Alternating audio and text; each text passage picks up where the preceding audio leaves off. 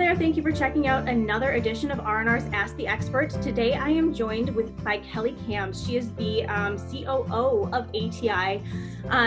We recently spoke with a big franchise about what they were doing, and I wanted to reach out and talk to the biggest independent company across our country to see what they are up to when it comes to the COVID-19 pandemic. So I'm going to toss it right over to Kelly and ask to start what you're hearing from your customers. What are some of their biggest needs right now? Hi, Michelle. Thank you for having me, number one. I would say that obviously this is new ground for all of us, our competitors as well as ATI. And things are changing a bit. When the whole pandemic started, a lot of the customers were calling in regard to, many of the calls were around, how do I help my employees feel more secure? How do I do some disinfecting? Not because I have an issue, but because I'd like to be proactive and give my employees some peace of mind. And then once it transitioned a little further, it turned into, well, we could have had someone here that had an infection. And then the third one was more of a, we definitely have COVID in our area. How do we disinfect it? How do we clean it? And how do we keep our employees safe? So safety has been the major issue in the last few weeks, but it started off with more of a proactive cleaning and disinfecting. Okay, so what kinds of steps have you taken internally at ATI to keep your employees and your team safe? You have some people working from home. What kinds of things are you doing for your people out in the field? What have you done? We really took this entire pandemic very seriously. So not just with our customers and our and how we addressed what we do for their issues. But we, from the very beginning, the number one priority in our company was how do we keep our employees safe? And that's safe in operations when they go out to see a customer, but it's also how do we keep our operations teams and our office teams safe while they're in our office. So we went through a process. We started on March 9th. We said, okay, how do we all work remotely? It's important from a business interruption perspective, as well as keeping our external teams safe and our customers safe. And we have, we probably have 97% of our office staff is now working remotely. And we were able to really execute that by the 17th of March. And in tandem with that, we work with a doctor, his name is Dr. Wade. We did a webinar with him as well, sort of to bring to the industry what we learned and our insights. But we brought him on board immediately and started writing our SOPs on what PPE do we need, when do we need it, and how do we train our employees so that they understand that we've really thought this through and we're comfortable with sending you into these jobs because we know, we understand the virus and we understand what we need to do to keep you safe. And that took some time to develop, but we really took no chances. We said, well, we'll overprotect. Yeah, that's good. That's good.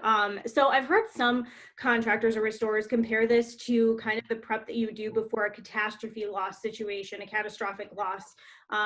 Do you see any parallels to that in your preparation beforehand or what's happening now, scaling up to respond to all this?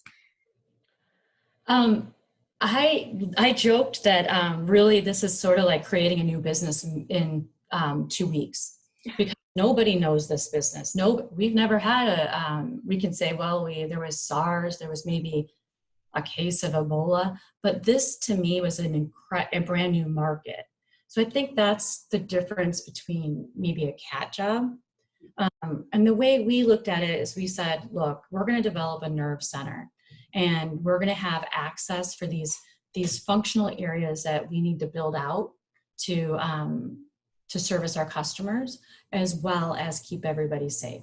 So we developed a nerve center that has 7 different disciplines. So we have an operations nerve center, financial risk, employee relations, an operational one, pricing and scope.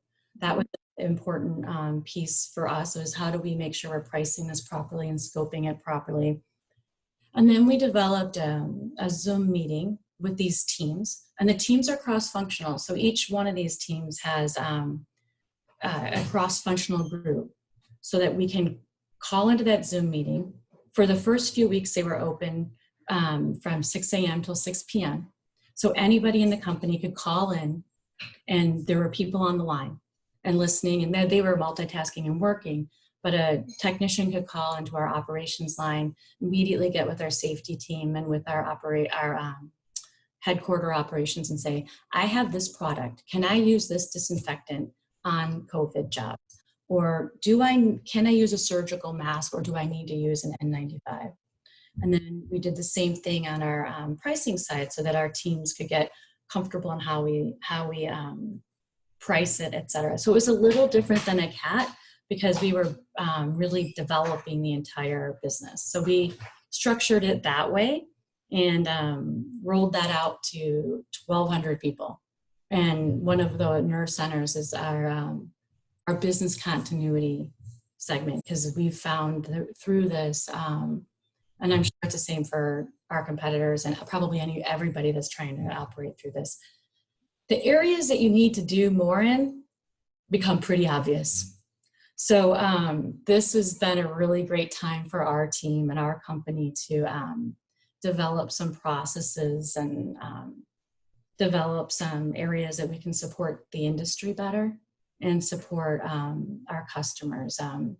I've been really proud of the way our teams come together to figure out this, and the way there's a lot of pride around how do we share what we've learned, not as just ATI, but how do we share what we've learned over this time period with even our own competitors, our industry, our customers, everybody in general is a customer right now, because it's just a lot of knowledge that we've been able to build. So are you guys doing cleaning from all of your branches? All branches Yes. are offering? Yep. Yeah, and we're traveling to some locations. We've probably got probably I would say 10% is outside of the office, that's remote, but most of it's in the office. Okay. So I'm curious what's going on with your Reconstruction Division right now. I know it probably depends on the state and the location. A lot of Reconstruction Divisions are kind of on hold right now. I know some are ordering ahead, predicting when this is over. Like now there might be stock problems, stuff like that. Have you guys been talking about any of that? What is your Recon Division doing? You know, we have not seen, knock on wood, a major decline in our demand. Now, I would argue that the residential reconstruction is definitely on a slowdown, but our commercial side continues to operate at the same levels. So we're not, and then in our emergency services, that's a big part of our business. That actually has been a little bit increased, and I think some of that demand has to do with there's more people at home. So when there's more people at home, there's more opportunity for things to go wrong. So we've seen a little bit of an uptick in that area that's sort of made up for that slight decline on the residential reconstruction. All right, Kelly. Well, those are all of my questions. Do you have anything else you want to add? Any wisdom to impart on the industry? Anything you've learned so far? I would just say that I probably would say that we have learned as a company, and I would even say for me as a leader, that how important it is to lead through a crisis and chaos, but how rewarding it is when you see a team pull together and you see all of us working for not just the greater good of our customers and not just the greater good of ATI, but our industry, our market, and for people as a whole. So that's been an interesting learning experience for me. Perfect. All right. Thank you so much, Kelly, for your time. Be sure to check out rnrmagonline.com for more Ask the Expert videos, and we will see you on the next video. Okay, sounds good. Thank you, Michelle. Thanks, Kelly.